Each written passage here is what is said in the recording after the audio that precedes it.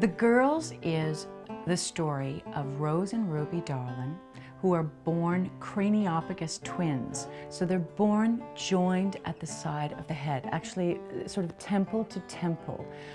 They can't look into each other's eyes. Rose is mobile, and Ruby sort of sits on her hip, and Rose carries her throughout their lives together like a child.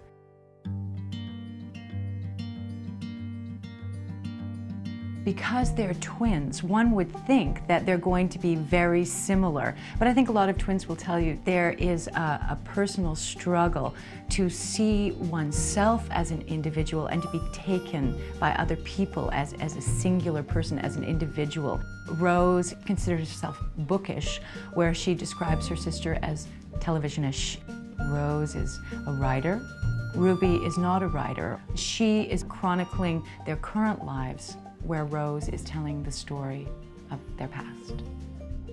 Ruby's passion is collecting Indian artifacts, and she has this amazing capacity to find in the dirt shards of pottery or Indian arrowheads.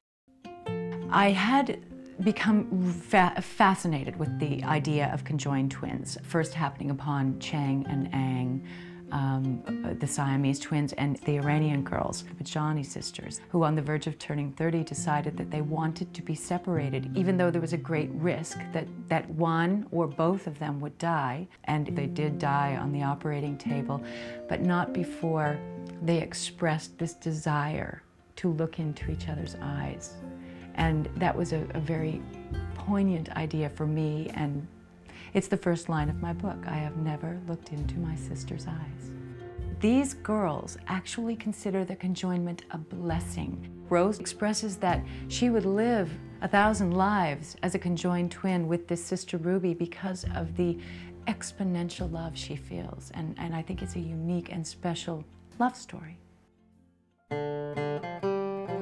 The Girls is set in Leaford, Ontario, a very small town. This old farmhouse and this setting really reminds me of the kind of home that Rose and Ruby describe that they live in. They talk a lot about all of the things that need to be fixed and how they think it's actually perfect in its imperfection, and I think it sort of represents the girls as well. They don't feel that they need to be fixed either. It was important to me to set the girls in this rural place. If they had lived in the city, they would have seen themselves mirrored in the eyes of strangers every day. But here in this small town of Leaford, where they live and work, they're just the girls.